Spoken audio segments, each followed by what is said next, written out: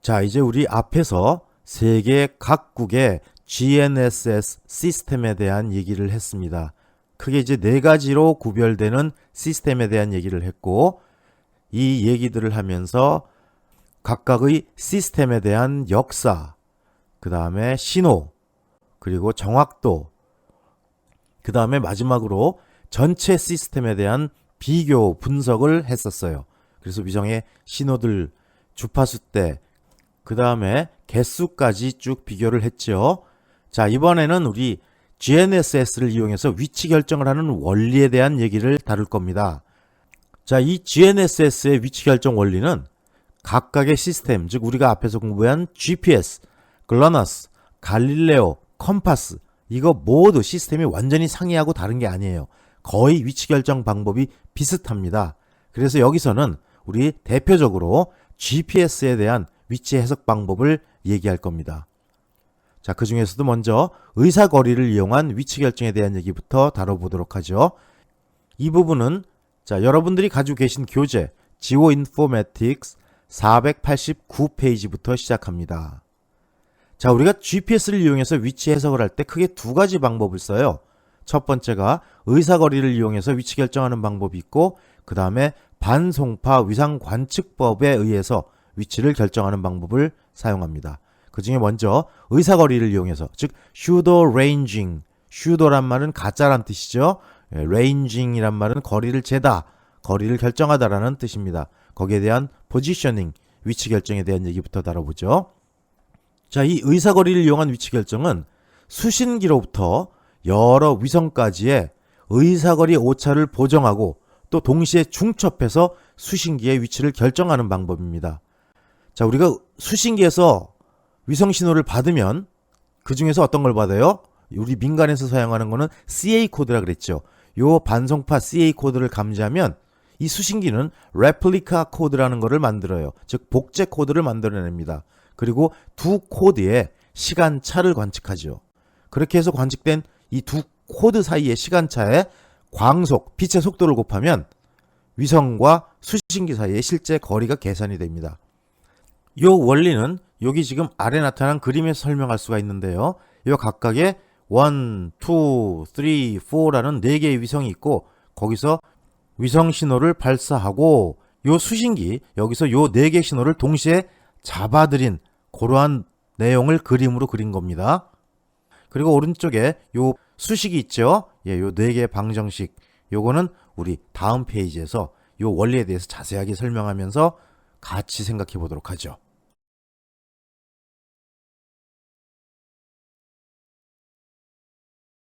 바로 2번 슬라이드가 앞 슬라이드에 살짝 나타났던 그림을 확대해 놓은 거고요. 자, 요 그림을 보면서 자세히 한번 의사거리를 이용한 위치 결정 원리를 생각해 보도록 하죠.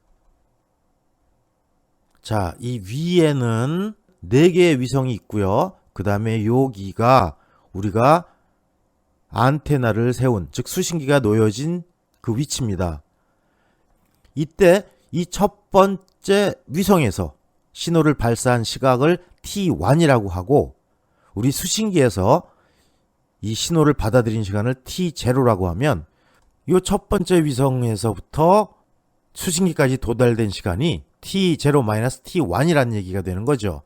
그렇다면 이 시간만큼 빛이 이동한 거니까, 즉 전파가 이동한 거니까 여기다가 광속도 C를 곱해주면 첫 번째 위성과 수신기의 실제 거리인 L1이 구해지게 되는 겁니다.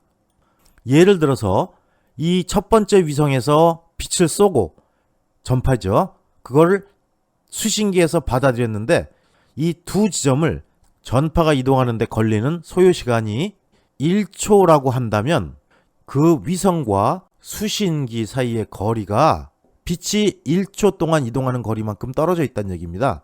물론 이거는 여러분들 이해를 돕기 위해서 제가 1초라 그랬지만 이렇게 오랜 시간이 걸리지는 않습니다. 이렇게 두 지점에 빛이 이동한 시간에다가 광속도를 곱해주면 이 L1이라는 첫 번째 위성과 수신기 사이에 실제 거리를 계산할 수 있게 되는 거죠. 아주 간단한 식입니다.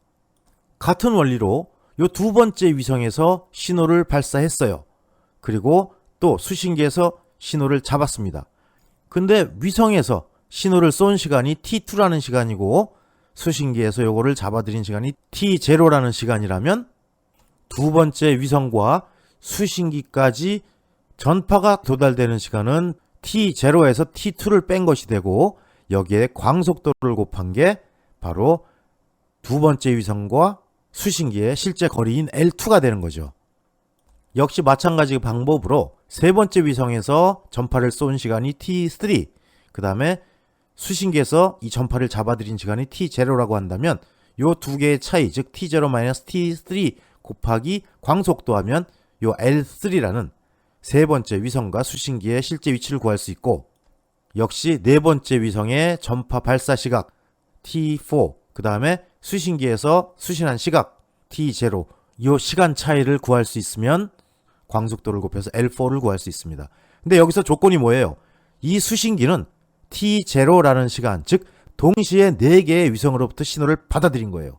그러니까 이 첫 번째, 두 번째, 세 번째, 네 번째 위성은 각각 다 다른 위치에 있어요. 하지만 받아들인 시간이 똑같기 때문에 여기서 역으로 전파를 발사한 시간만 계산해내면 L1, L2, L3, L4의 거리를 각각 구할 수가 있다는 얘기입니다. 자, 이렇게 거리를 알 수 있을 때 지금 우리 수신기의 3차원 위치를 미지수로 놓죠. 그럼 이 수신기의 위치 좌표는 XYZ, 즉 3차원 좌표로 표현할 수가 있겠죠. 그리고 우리가 시간에 대한 요소 T0를 또한 미지수로 놓으면 미지수는 모두 4개입니다. 그럴 때 우리 이 식에서 볼 수 있는 것처럼 식을 모두 몇 개를 만들 수가 있어요? 4개를 만들 수 있죠. 각각 4개의 위성으로부터 도달 시간을 가지고 거리를 찾은 거니까. 이렇게 4개의 미지수에 대해서 연립방 정식을 세우고 여기에 해를 구하면 XYZ, 그 다음에 T0라는 4개의 미지수를 구할 수 있습니다. 이 방법이 바로 GPS 위성을 통해서 거리를 구할 수 있는 공간 삼각 측량 방법, 트라이앵귤레이션 기법입니다. 원리는 아주 간단해요. 시간차 곱하기 광속도. 그쵸?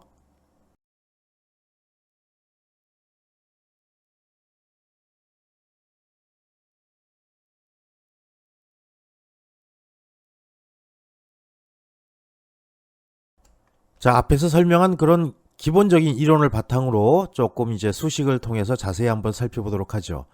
자, 여기서 델타 T를 관측된 도달 시간이라고 하고요. 여기 우리가 아까 앞에서 T0로 놓은 거하고 같은 거네요. 그 다음에 E를 시계 오차라고 할 때 임의의 위성 1번이라고 한다면 여기서 수신기까지의 거리를 어떻게 구한다 그랬죠? 요 거리를 감마 1P라고 한다면 요거는 델타 T와 E의 차이, 즉 시간차죠. 요거 곱하기 광속도, 이렇게 구할 수가 있습니다. 자, 그리고 임의의 위성 1에 대해서 관측방 정식을 세워서 위성과 수신기의 거리를 공간상으로 계산하게 되면 3차원 공간상에서 임의의 두 점의 길이를 구하는 방정식이 있죠. 그러면 각각의 X축, Y축, Z축 간의 거리의 제곱을 해가지고 모두 더해서 루트를 씌워주면 구할 수가 있습니다. 공간상에서의 피타고라스 정리입니다. 그래서 이거를 수식으로 나타내면 요건 X축의 거리죠. 요거는 Y축의 거리, 요거는 Z축의 거리입니다. 각각의 제곱을 해서 모두 더해서 루트를 씌워준 건 뭐예요? X축, Y축, Z축으로의 3차원 위치에서의 거리량이죠. 요거는 다른 말로 하면 공간에서의 피타고라스 거리고, 다시 말하면 거리 벡터량의 합이죠. 그렇게 거리를 이런 식으로 다시 표현할 수 있고, 또 이 위성 1에서 수신기까지의 거리는 위에서 뭐라 그랬나요? 위성에서 수신기까지의 도달 시간 차이, 요거 곱하기 광속도라 그랬기 때문에 이러한 식으로 표현할 수가 있습니다. 자, 이럴 때 미지수는 모두 몇 개예요? 4개입니다. 요 XP, YP, ZP, 그리고 E, 요게 미지수죠. 여기서 표현된 요 X1은 뭐예요? 예, 1번 위성의 X좌표, 요 Y1은 1번 위성의 Y좌표, 이 Z1은 1번 위성의 G좌표입니다. 그리고 요 X1, Y1, Z1은 궤도력에서 우리가 얻어낼 수가 있어요. 그렇기 때문에 미지수가 모두 4개입니다. 델타 t는 관측 가능하고요. 자, 이렇게 미지수가 4개이기 때문에 의사거리를 이용해서 위치 해석을 하기 위해서는 4개의 위성만 관측하면 우리가 알고자 하는, 즉 원하는 수신기의 위치 P와 지상의 위치죠. 3차원 위치고요. 또 시계 오차 2 요거를 계산할 수가 있습니다. 현재 이러한 의사거리를 이용한 위치 결정은 비행기와 선박의 위치 해석 그리고 근사적인 위치 해석에 사용하고 있는 그런 기법입니다.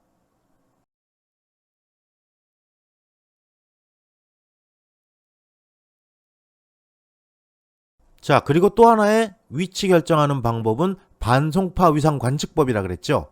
예, Carrier Phase Measurement라고 얘기했습니다. 자, 이 반송파 위상 관측법은 본질적으로 수신되는 반송 신호와 그리고 수신기에서 만들어지는 요 신호, 요거를 복합해 가지고 특정 시간에 대한 결과로 발생하는 관측값을 얻는 헤테로다인 수신 방법을 이용합니다. 그래서 요 그림에 나타난 것 같은 형태로 신호를 만들어내는 신호 제곱 처리 방법에 의해서 처리를 하게 되고요.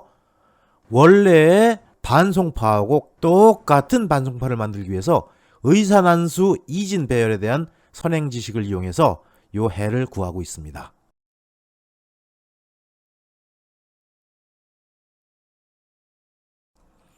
자, 우리 연속 위상 관측을 통해서 얻는 위상값, 요 n이라고 표현했죠. 여기에 대한 함수를 표현한 거고요. 요 값은 수신기 위치 A, 그 다음에 위성 J, 여기에서 시간기점 i까지 관측을 할 수가 있어요. 그래서 이러한 복잡한 수식으로 표현할 수가 있네요. 여기 1번으로 붙은 요 n이라는 값을 찾는 그러한 식입니다. 여기서 도달거리 델타 t n은 이러한 식으로 쓸 수가 있는데 이건 읽기도 좀 거북스럽죠. 자, 여기서 일단 요 xp-x1의 제곱과 yp-y1의 제곱, 그 다음에 zp-g1의 제곱, 어떤 의미인지 아실 겁니다. 예, 실제 수신기의 위치와 위성의 위치를 구하기 위한 그 거리식이고요. 루트 씌운 거 보면 알 수 있고, 그 다음에 c는 광속도일 거고, 거기에 요런 뒤에 두 가지 행렬식이 더 따라 붙습니다. 여기서 이제 이 식을 1식으로 나누면 이러한 식이 얻어진다라고 표현되어 있는데, 요거는 사실 어떻게 보면 우리 측량에서 깊게 들어갈 부분은 아니에요. 어쨌든 우리가 여기서 중요한 거는 이 GNSS의 위치 결정 원리에서 의사거리를 이용한 위치 결정 방법과 반송파 위상 관측법이 있다, 그 정도 하고 여기서 나오는 용어 정도만 우리가 정리하면 측량에서는 충분히 활용될 수 있을 겁니다. 여기 이제 물론 깊게 전파에 대해서 공부하시고 싶은 분들도 계실 텐데, 그럴 때는 이거보다는 좀 더 자세한 책을 참고하셔야 될 거예요. 그래서 아마 이 부분에 보다 깊은 지식이 필요할 때는 알프레드 라이크 교수가 쓴 GPS Satellite Surveying Third Edition에 보면 이러한 내용들이 자세히 나와 있으니까 참고하면 많이 도움이 될 겁니다. 어쨌든간 이 시간기점 I에서 인공위성 J와 수신기 A 사이의 관측에 대한 일반 위상 관측 방정식이 요 식으로 표현된 겁니다.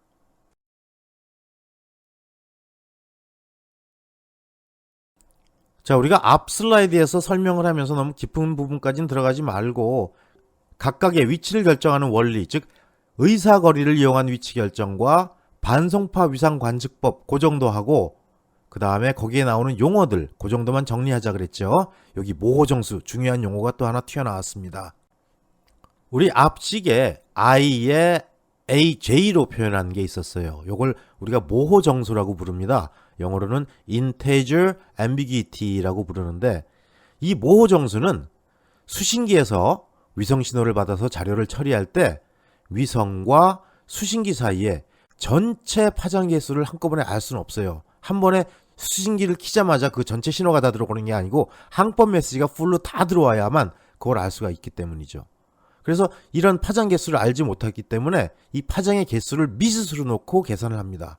즉 어떻게 GPS 수신기가 한 파장 내의 위상차와 전체 파장수의 변화값 요것만 관측해가지고 미지수로 놓고 정수배로 계산을 한다는 얘기예요. 그래서 정수배의 전체 파장 개수를 결정을 합니다. 임의로. 즉 가정을 한다는 얘기겠죠. 그리고 나서 이 값을 관측 계산에 사용하게 됩니다. 이렇게 파장의 개수가 정확히 정의가 되어야만 정확한 관측이 가능하게 돼요. 그래서 이걸 쭉 가지고 관측을 하는데 우리 GPS 신호를 받다 보면 순간적으로 신호가 끊어지는 경우가 있습니다. 우리가 사이클 슬립이라고 얘기하는데 슬립 뭐예요? 슬립 쭉 미끄러지는 거죠. 이렇게 신호가 단절이 된다는 얘기입니다. 그렇게 신호가 단절이 되게 되면 이 수신기는 또 다른 새로운 정수를 가정해야 돼요. 그리고 또 위성 신호와 비교를 합니다. 그리고 나서 전체 파장의 개수를 다시 결정해서 계산을 하게 되죠. 그래서 이 파장의 개수가 정확히 결정되기 전까지는 관측값이 정확할 수가 없어요.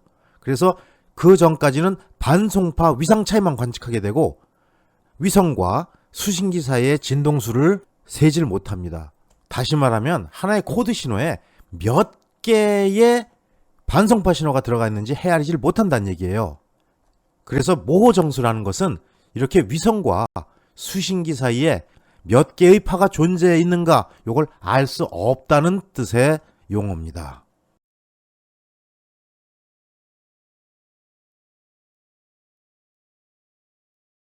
자, 그럼 우리가 앞에서 위성과 수신기 사이에 몇 개 파가 있는지를 모르는 걸 모호정수라고 얘기했는데 이 모호정수를 결정하는 방법을 한번 살펴보죠. 만약에 위성과 수신기 사이의 정확한 거리를 알면 모호정수는 수식에 의해서 구해질 수 있습니다. 그 식이 바로 요거 L은 N 곱하기 람다 더하기 델타 람다로 표현한 거고 이 식을 N만 남겨놓고 즉 모호정수를 구하기 위해서 좀 바꿔보면 요거 델타 람다를 이쪽으로 보내서 마이너스를 붙이고 그 다음에 양변을 람다로 나눠주면 N만 남겠네요. 요 N, 요게 N이 모호정수인데 요 N은 어떻게 쓸 수 있어요? 그러면 람다분의 L 마이너스 델타 람다 이렇게 쓸 수 있습니다.